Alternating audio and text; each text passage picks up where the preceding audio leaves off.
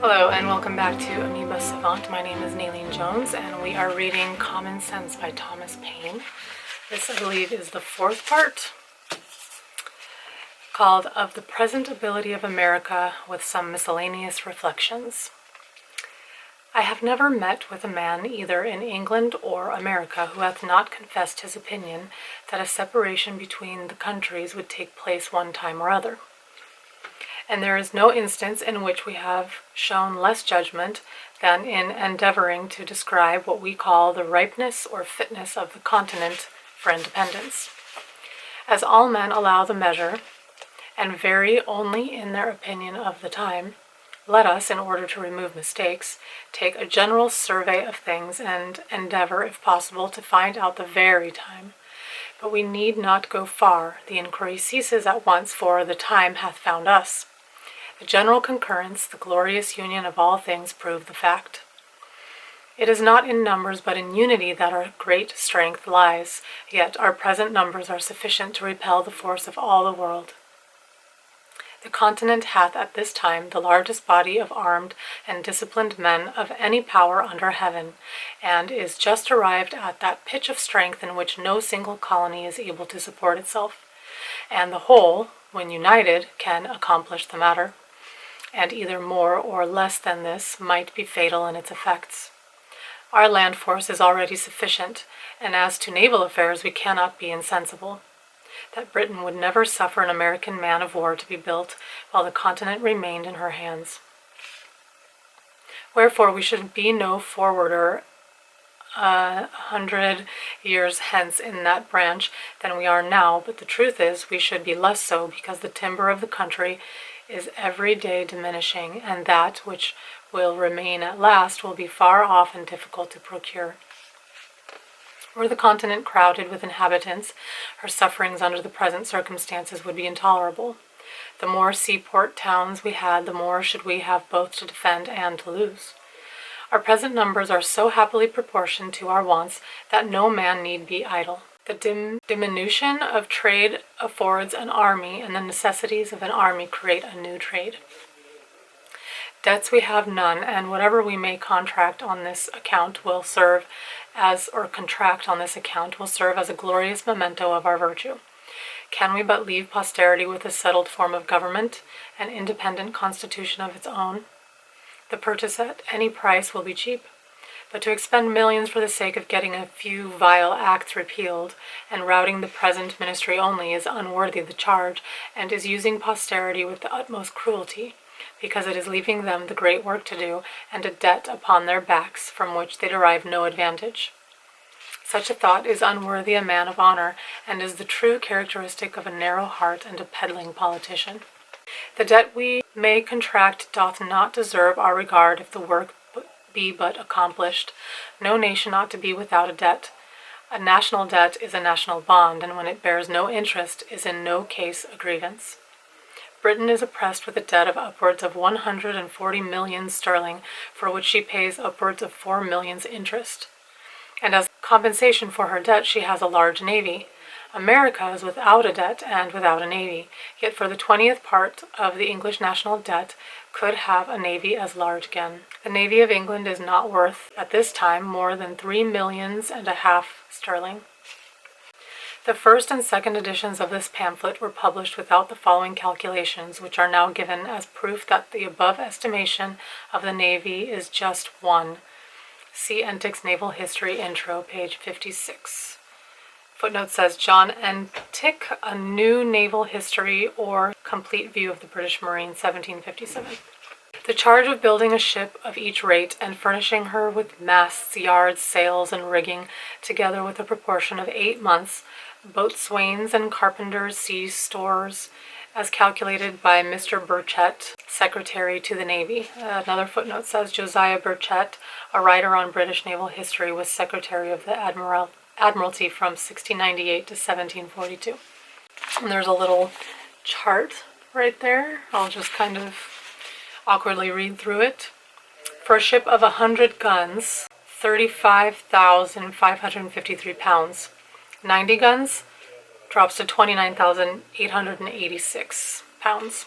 For a ship of 80 guns, 23,638, 70 guns, 17,785 pounds, 60 guns, 14,197 pounds, 50 guns, 10,606, 40 guns, 7,558, 30 guns, 5,846, and 20 guns, 3,710. And from hence it is easy to sum up the value, or cost rather, of the whole British Navy, which in the year 1757, when it was at its greatest glory, consisted of the following ships and guns. Here's another little graph or chart. Ships, 6. Guns, 100. Cost of one, 35,553. Cost of all, 213,318.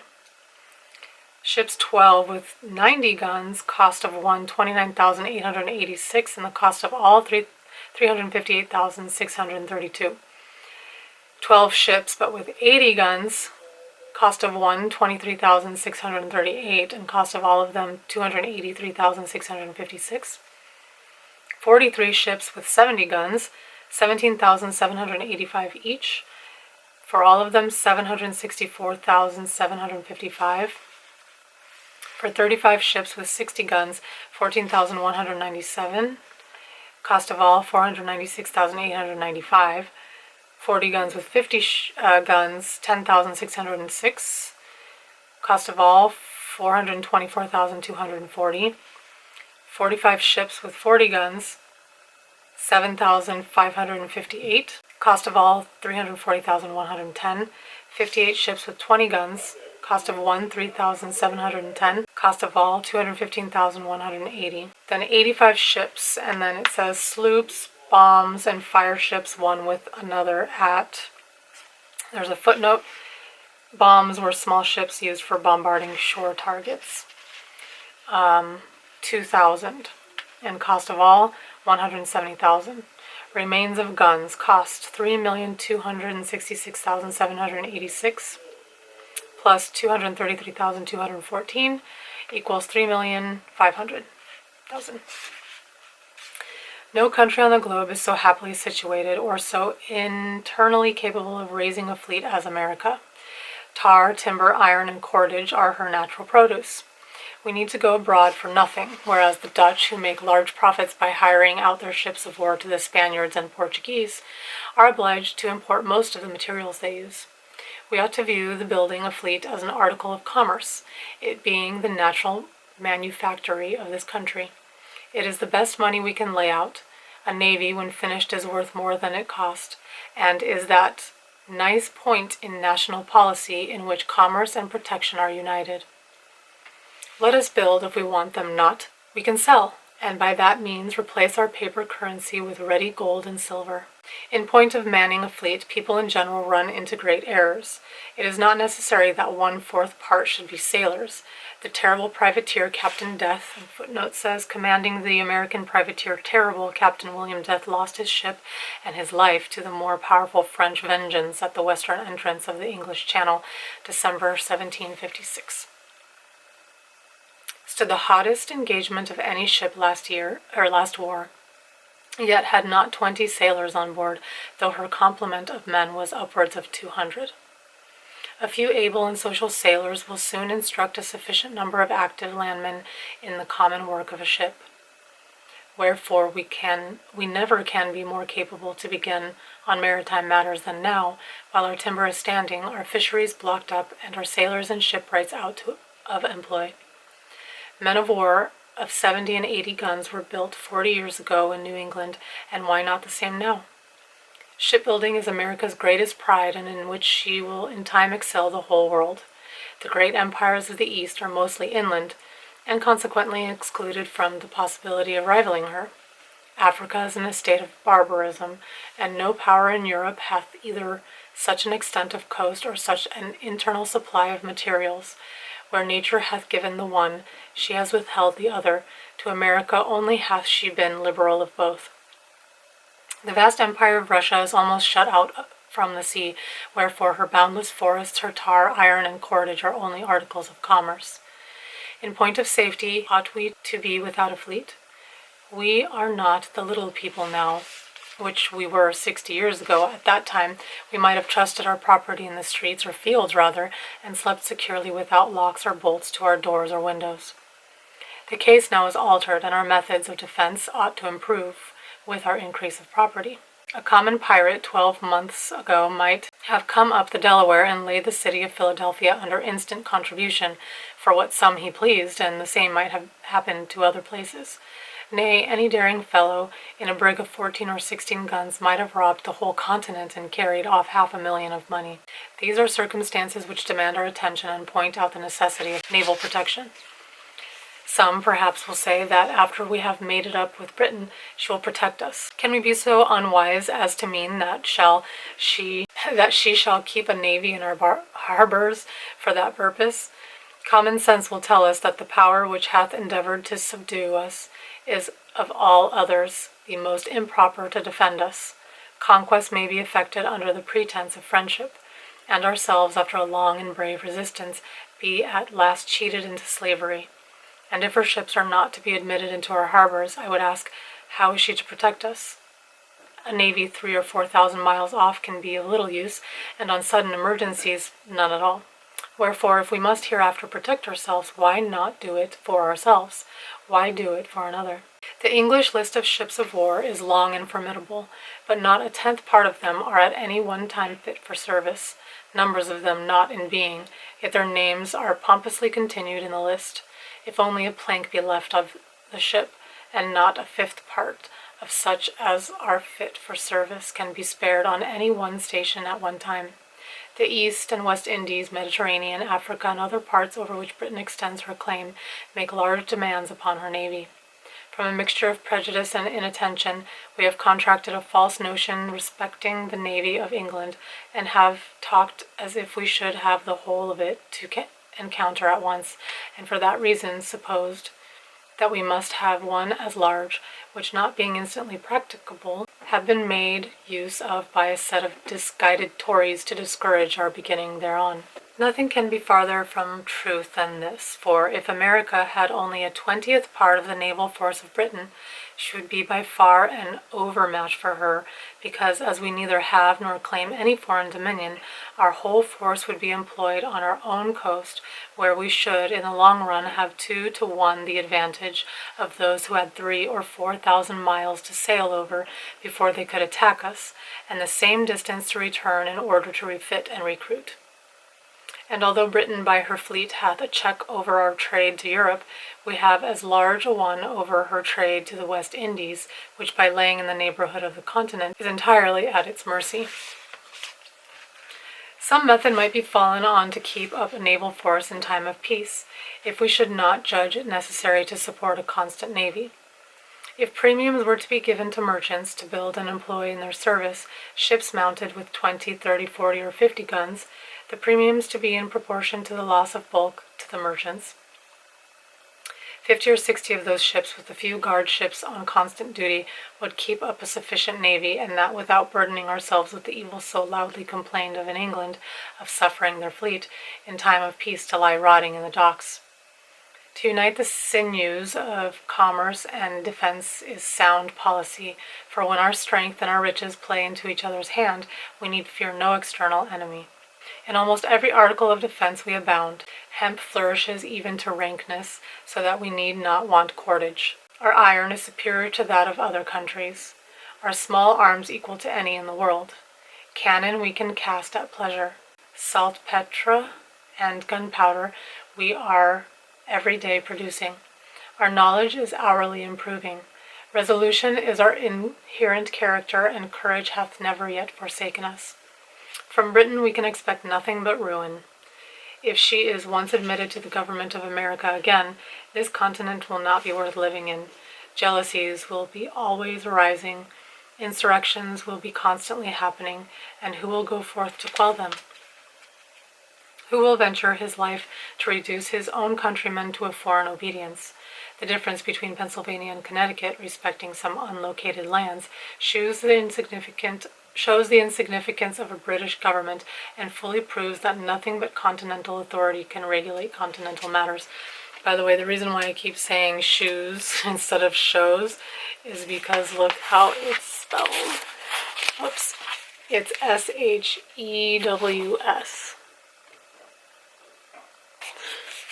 So, it confuses me. Of course, I lost my place. Shows.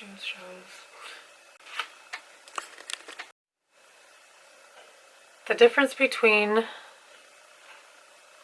Pennsylvania and Connecticut respecting some unlocated lands shows the insignificance of the British government and fully proves that nothing but continental authority can regulate continental matters. Footnote: the Continental Congress mediated a land grant dispute over conflicting territorial rights to the Wyoming Valley, Pennsylvania. Another reason why the present time is preferable to all others is that the fewer our numbers are, the more land there is yet unoccupied, which instead of being lavished by the king on his worthless dependents, may be hereafter applied not only to the discharge of the present debt, but to the constant support of the government. No nation under heaven hath such an advantage as this. The infant state of the colonies, as it is called, so far from being against, is an argument in favor of independence. We are sufficiently numerous, and were we more so, we might be less united. It is a matter worthy of observation that the more a country is peopled, the smaller their armies are. In military numbers, the ancients far exceeded the moderns, and the reason is evident, for trade being the consequence of population, men become too much absorbed thereby to attend to anything else. Commerce diminishes the spirit, both of patriotism and military defense, and history sufficiently informs us that the bravest achievements were always accomplished in the non-age of a nation. Look, achievements is spelled with a T. So interesting. Connection is also spelled with an X most of the time. Were always accomplished in the non-age of a nation. With the increase of commerce, England hath lost its spirit. The city of London, notwithstanding its numbers, submits to continued insults with the patience of a coward. The more men have to lose, the less willing are they to venture. The rich are in general slaves to fear, and submit to courtly power with the trembling duplicity of a spaniel. Youth is the seed time of good habits. Youth is the seed time of good habits, as well in nations as in individuals. It might be difficult, if not impossible, to form the continent into one government half a century hence. The vast variety of interest occasioned by an increase of trade and population would create confusion. Colony would be against colony, each being able might scorn each other's assistance, and while the proud and foolish gloried in their little distinctions, the wise would lament that the union had not been formed before. Wherefore the present time is the true time for establishing it. The intimacy which is contracted in infancy and the friendship which is formed in misfortune are, of all others, the most lasting and unalterable. Our present union is marked with both these characters. We are young, and we have been distressed, but our concord hath withstood our troubles, and fixes a memorable era for posterity to glory in. Look how era is spelled.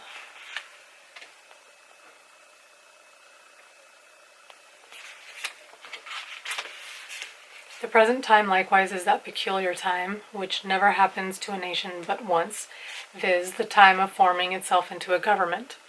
Most nations have let slip the opportunity, and by that means have been compelled to receive laws from their conquerors, instead of making laws for themselves. First they had a king, and then a form of government, whereas the articles or charter of government should be formed first, and men delegated to execute them afterward. But, from the errors of other nations, let us learn wisdom, and lay hold of the present opportunity to begin government at the right end. When William the Conqueror subdued England, he gave them law at the point of the sword, and until we consent that the seat of government in America be legally and authoritatively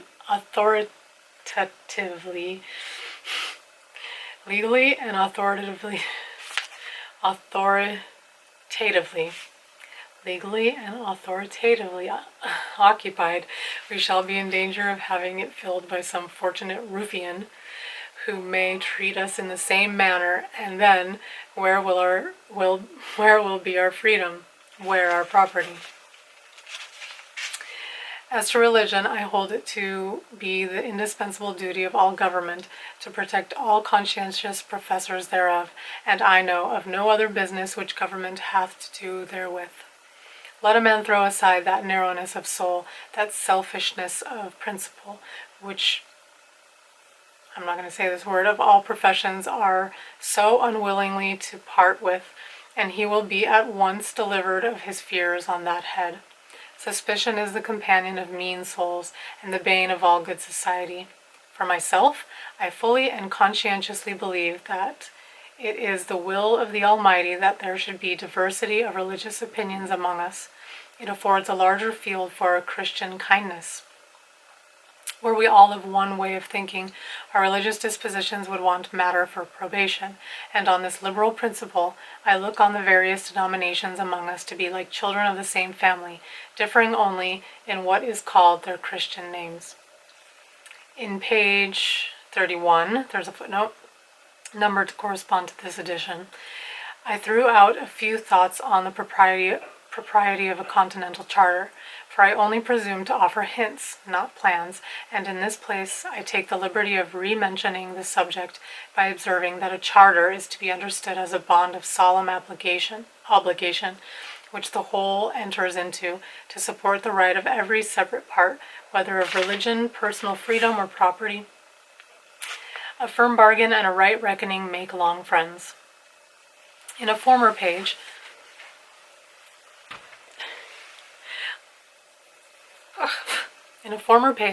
I likewise mention the necessity of a large and equal representation, and there is no political matter which more deserves our attention. A small number of electors or a small number of representatives are equally dangerous. But if the number of the representatives be not only small but unequal, the danger is increased. As an instance of this, I mention the following. When the Associators' petition was before the House of Assembly in Pennsylvania, 28 members only were present. All the Bucks County members, being 8, voted against it, and had 7 of the Chester members done the same, this whole province had been governed by 2 counties only, and this danger it is always exposed to. The unwarrantable stretch likewise, which that House made in their last sitting, to gain an undue authority over the delegates of that province, ought to warn the people at large. Oh, excuse me, my cat wants in. The unwarrantable stretch likewise, which that House made in their last sitting, to gain an undue authority over the delegates of that province,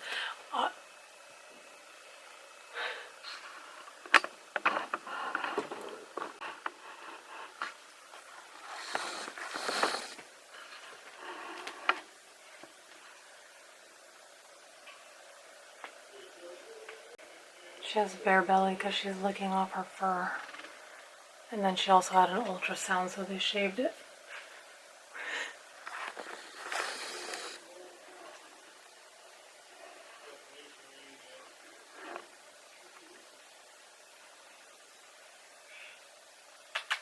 What are you doing, Rosie? Of course she stops when she knows she's being talked about.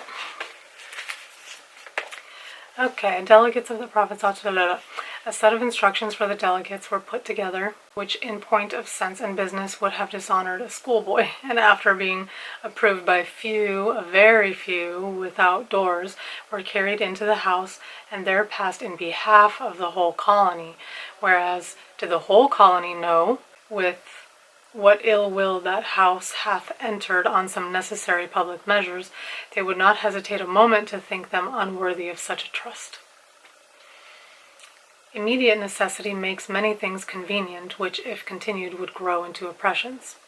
Expedience and right are different things. When the calamities of America required a consultation, there was no method so ready, or at that time so proper, as to appoint persons from the several houses of assembly for that purpose, and the wisdom with which they have proceeded hath preserved this continent from ruin. But as it is more than probable that we shall never be without a Congress, Every well-wisher to good order must own that the mode of choosing members of that body deserves consideration. And I put it as a question to those who make a study of mankind, whether representation and election is not too great a power for one and the same body of men to possess. When we are planning for posterity, we ought to remember that virtue is not hereditary. It is from our enemies that we often gain excellent maxims and are frequently surprised into reason by their mistakes. Mr. Cornwall, here's a footnote, Charles W. Cornwall, 1735-89. In May 1775, the House of Commons debated, then rejected without further discussion, an official protest by the New York General Assembly over coercive parliamentary measures. One of the Lords of the Treasury treated the petition of the New York Assembly with contempt because that House, he said, consisted but of 26 members, which trifling number, he argued, could not with decency be put for the whole. We thank him for this involuntary honesty. Another footnote. It's an asterisk, actually. Those who would fully understand of what great consequence a large and equal representation is to a state should read Burge's Political Disquisitions. In Political Disquisitions, 1774, an influential document in the American colonies. British writer James Burge, or Berg, criticized the structure of government in Great Britain. To conclude, however strange it may appear to some, or however unwilling they may be to think so, matters not, but many strong and striking reasons may be given to show that nothing can settle our affairs so expeditiously as an open and determined declaration for independence, some of which are, first, it is the custom of nations when any two are at war for some other powers not engaged in the quarrel to step in as mediators and bring about the preliminaries of a peace.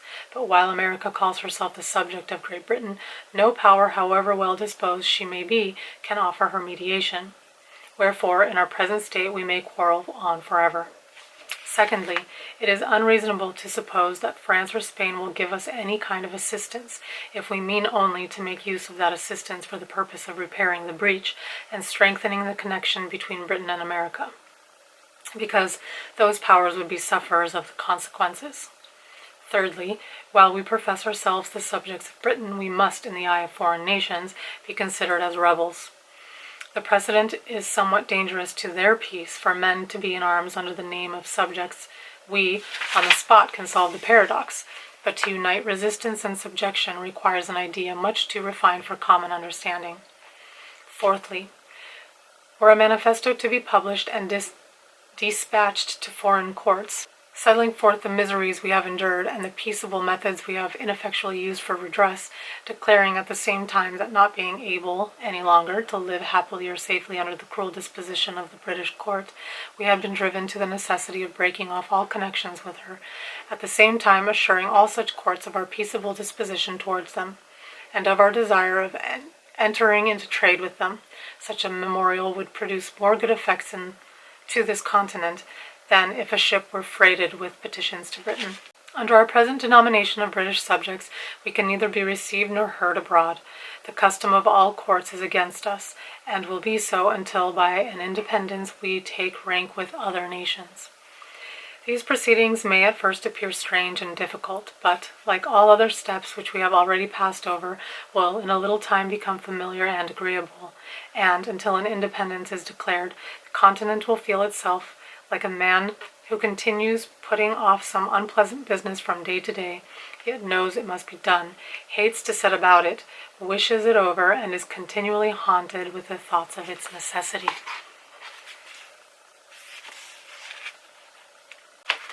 That was it. What's left is an appendix. I will go through it and decide if I post another video. I don't think so. That was the end of Common Sense by Thomas Paine. I hope you enjoyed it just as much as Rosie did. And please subscribe, and we'll see you in the next book. I'm not sure what I'm going to read. I'm currently also reading Brothers Karamazov.